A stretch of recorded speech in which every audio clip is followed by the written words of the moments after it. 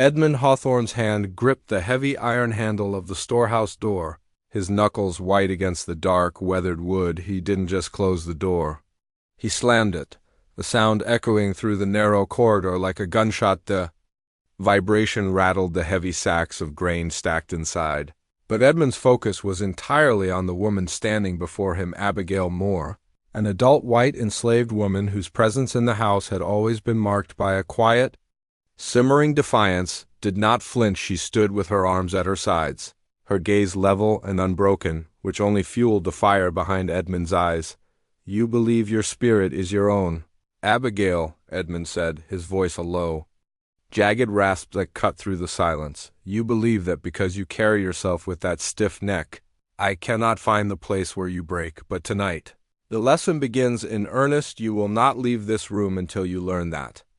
Obedience is not a choice, it is your only means of survival." He stepped back, his shadow stretching long and thin across the floorboards. With a sharp, commanding gesture, he motioned toward the back of the storehouse, where a massive figure sat on a low wooden crate. Samuel Reed, a towering black enslaved man known throughout the county for his immense strength and his unsettling, stony silence, remained motionless. Samuel's reputation was one Edmund had carefully cultivated. He was the man the other workers feared, the man who was rumored to have hands that could crush stone. "You've spent your life looking down on those you think are beneath you?" Edmund sneered, his gaze flicking between Abigail and Samuel now. "You will spend the night with the one man I have trained to show no mercy." Samuel doesn't speak. "Abigail, he doesn't listen to pleas. He only follows the nature I have given him. By the time I turn that key tomorrow morning, you will be begging for the mercy of my commands."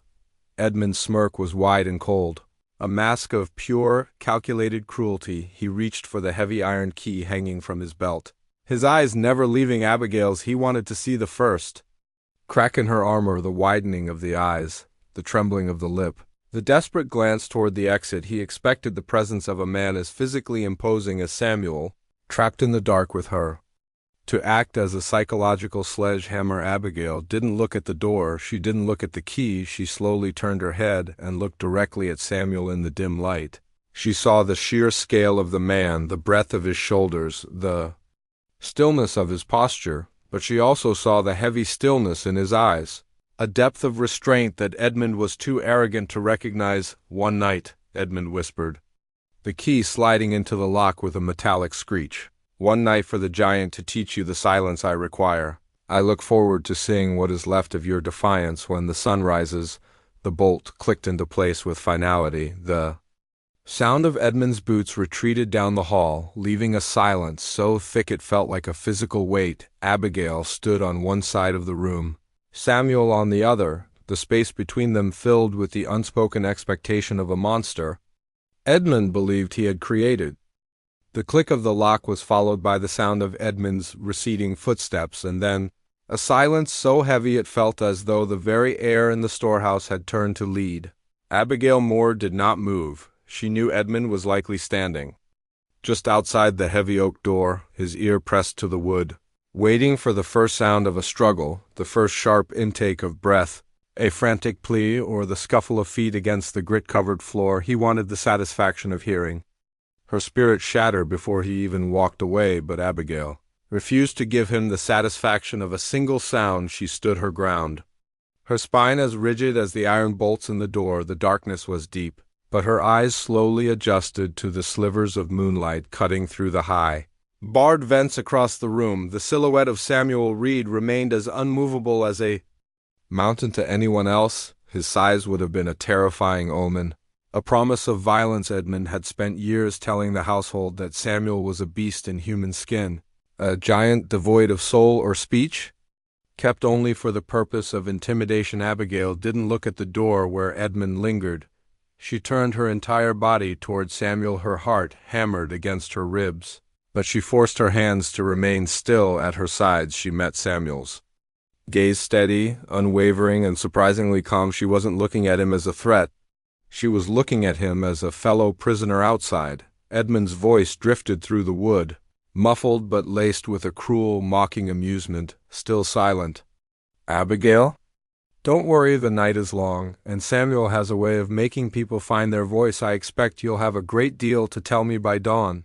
His laugh was a dry, rattling sound that eventually faded as he finally walked away, convinced that the psychological pressure of the dark and the monster would do his work for him. Abigail waited until the last vibration of his footsteps died out. She didn't relax her posture. She kept her eyes locked on Samuel's, her defiance shifting from a weapon against Edmund to a bridge toward the man in front of her. She saw the way Samuel watched her, not with the predatory hunger Edmund had promised, but with a weary, profound intelligence. "He thinks I am afraid of you," Abigail said, her voice low and remarkably steady. It was the first word spoken in the room, and it seemed to ripple through the shadow. Samuel didn't move, but his eyes narrowed slightly. Acknowledging her voice, Abigail took a half-step forward.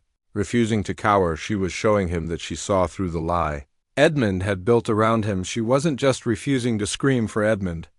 She was refusing to believe Edmund's version of the man standing before her. The terror Edmund had banked on was being replaced by a sharp, cold clarity. The master hadn't locked a victim in with a monster. He had locked two people together who both had reasons to see him fall. The silence that followed Abigail's words was not empty. It was a heavy, breathing thing for a long time. The man Edmund called a giant did not respond. Samuel Reed sat on the crate, his massive hands resting on his knees. Hands that Edmund had claimed were meant only for destruction, but as the moon shifted, casting a pale light over Samuel's face, Abigail saw the mask of the silent beast begin to crumble. When Samuel finally spoke, his voice was not the guttural roar Abigail had been led to expect. It was a deep, resonant baritone, a voice that carried the weight of decades of observation. It was the voice of a man who had been a silent witness to every crime committed on the Hawthorne estate. "He is standing on the other side of that door in his mind," Samuel said, his words slow and measured. "He thinks he is a weaver. Abigail, he thinks he can take the threads of my strength and your fear and knit them into a shroud to bury your will."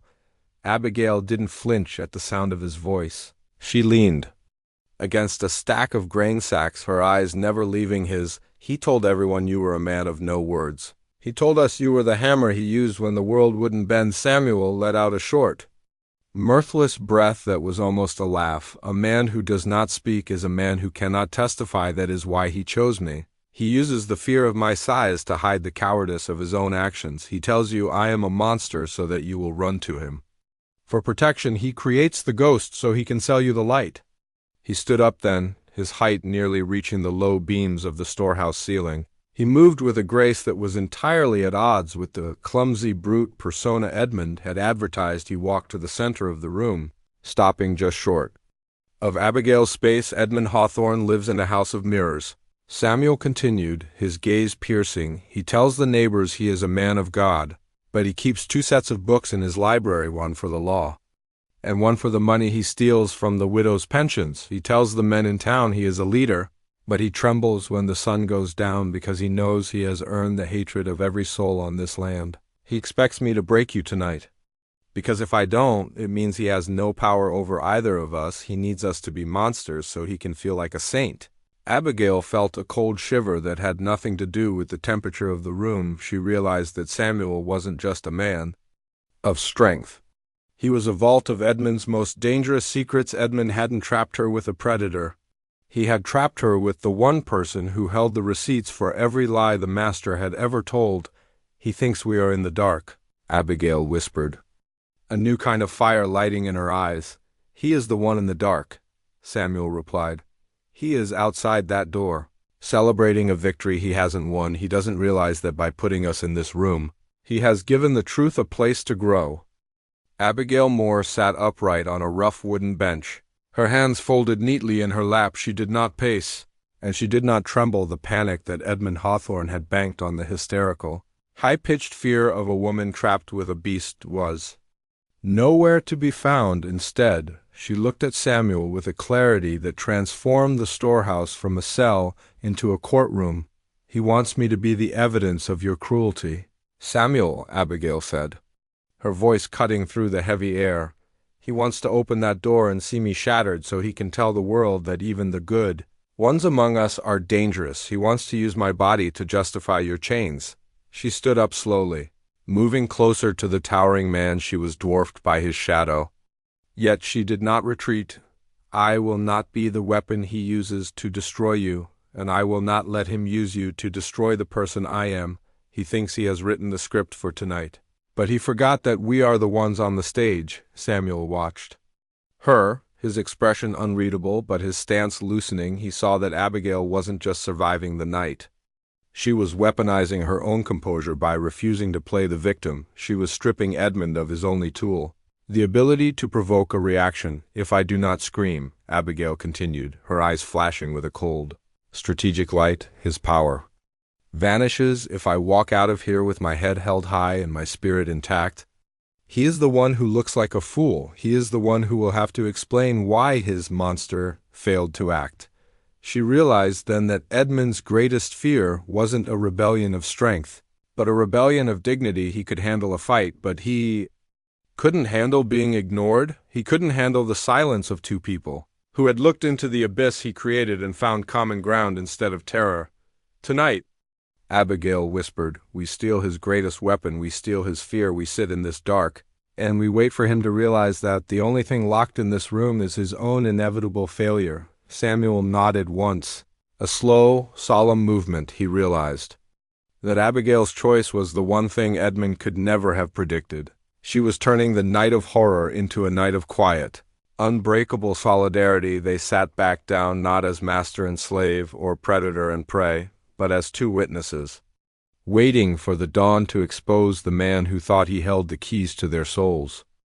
Samuel Reed rose to his full, imposing height, his shadow stretching across the sacks of grain like a silent guardian. He looked down at his hands that Edmund had spent years telling the world were only capable of brute force for a moment. He tightened them into fists, the muscle in his forearms rippling under the moonlight. But then he slowly relaxed his fingers. He turned his gaze toward the heavy door, behind which the master lay sleeping, dreaming of a victory he hadn't earned.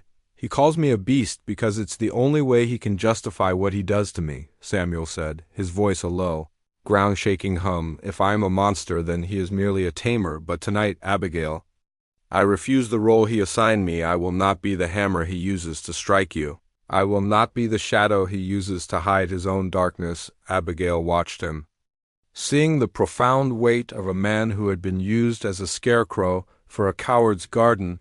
She realized that Samuel's silence all these years hadn't been a lack of thought, but a gathering of energy. He had been a vault, and Edmund had finally given her the key. He expects to see me broken? Abigail said, he expects to see you guilty, then he will face the one thing a liar cannot survive. Samuel replied, stepping closer to the door, his presence filling the small space. Exposure when that door opens. I will not stand behind him as his shadow. I will stand before him as his judge. I will not raise a hand to him.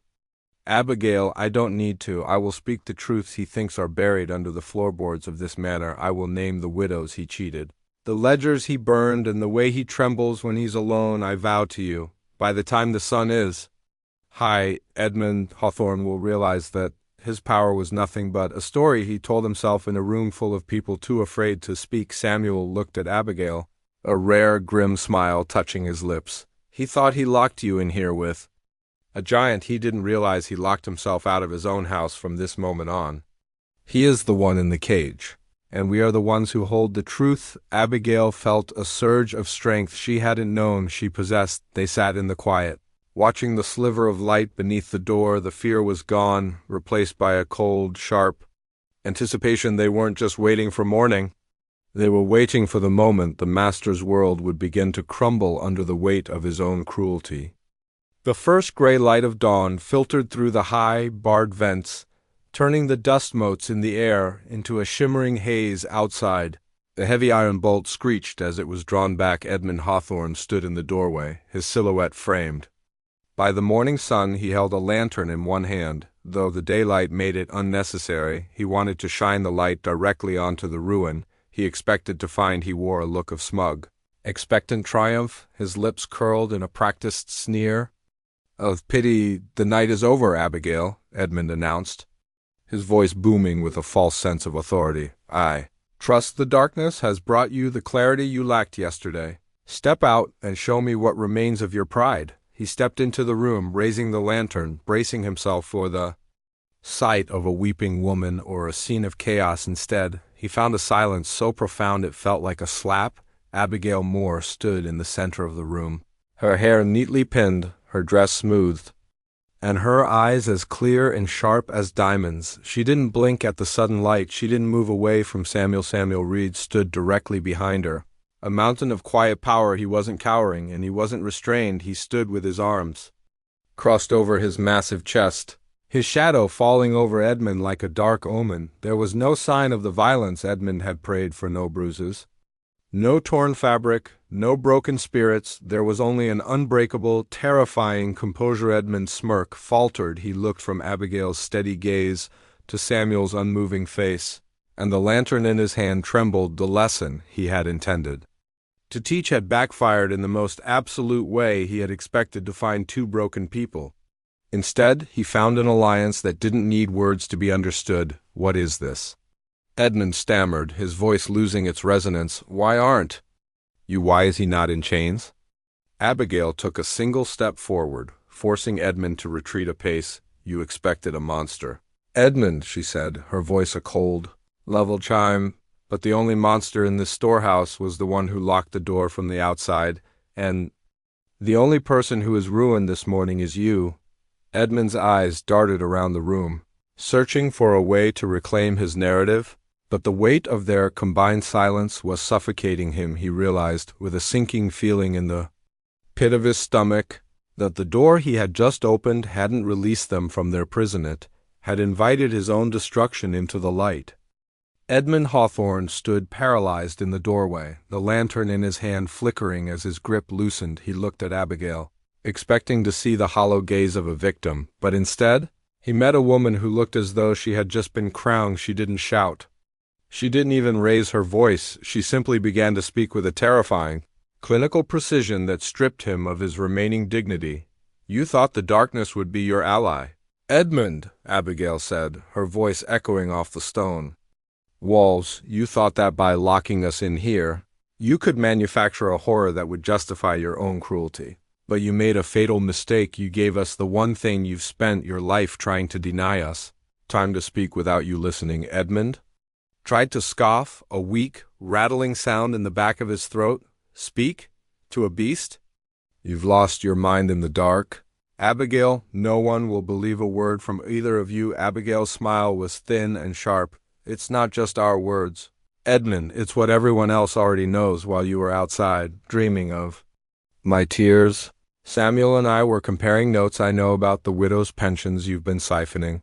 I know about the second set of ledgers hidden beneath the floorboards of your study, and most importantly, I know that you've been terrified of Samuel for years, not because of his strength, but because he knows exactly where the bodies of your lies are buried. The color drained from Edmund's face, leaving it a sickly ashen gray. He looked past Abigail at Samuel, who stood like an unmoving judge. The giant didn't have to move.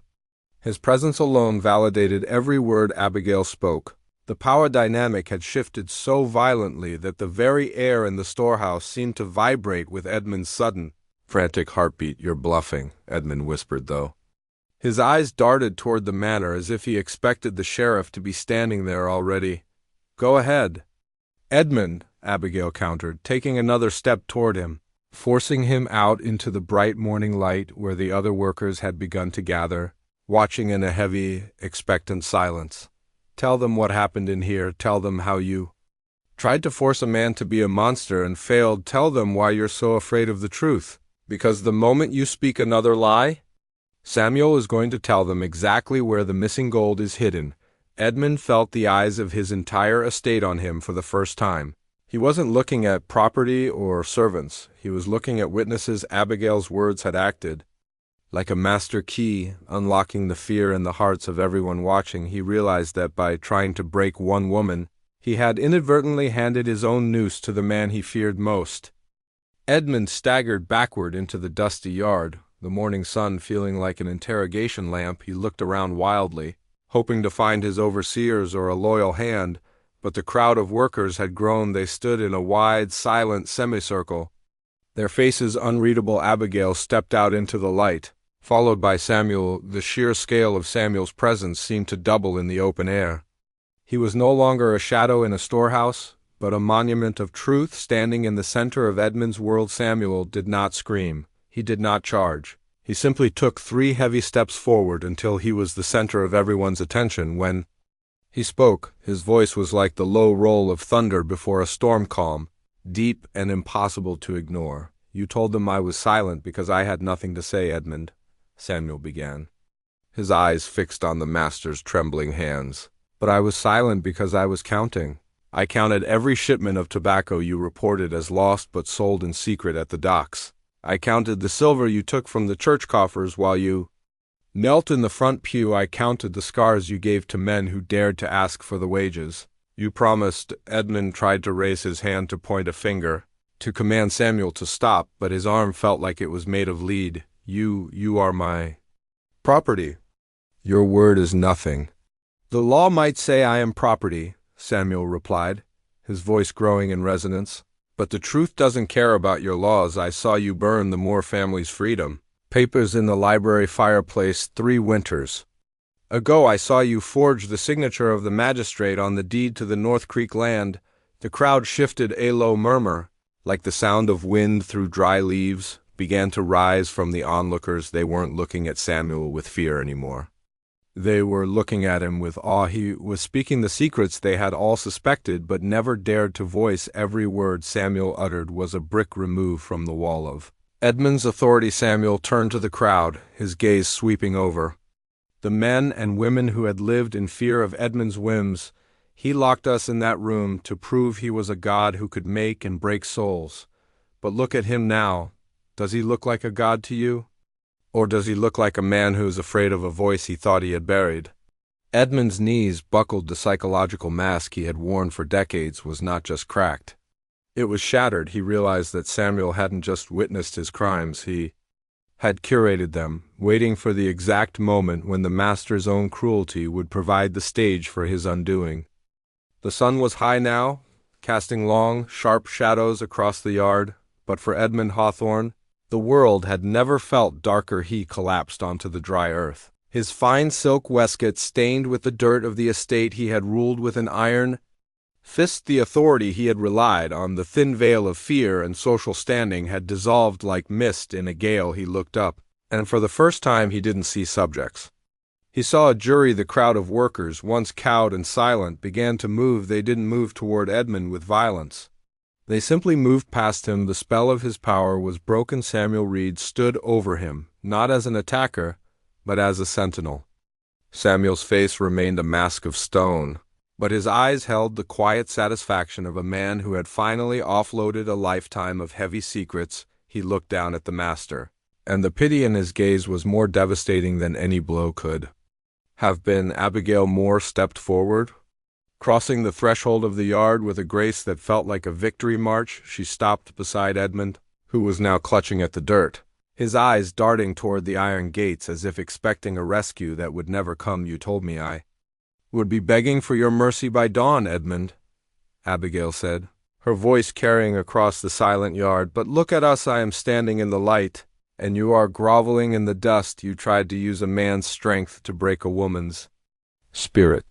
But all you did was give us a reason to unite. Your fear was the only thing holding this house together. And now, no one is afraid of you anymore." She didn't wait for a response. She didn't need one. She turned and walked toward the gates, her bundle of belongings held firmly. Samuel followed her, his stride long and certain. As they passed the other workers, a path opened for them, not out of fear, but out of a new, profound respect behind them. Edmund Hawthorne remained on the ground, a small, broken figure in the center of a vast, empty stage. He realized that Abigail was right. Fear was a brittle currency, and he had spent his last coin. The giant he had feared and the woman he had underestimated were walking into a future they had built together in the dark, leaving him alone with the wreckage of a life built on lies. The master of the manor was finally a prisoner of his own making, and for the first time in history, the gates of Hawthorne stood open, and no one was afraid to leave.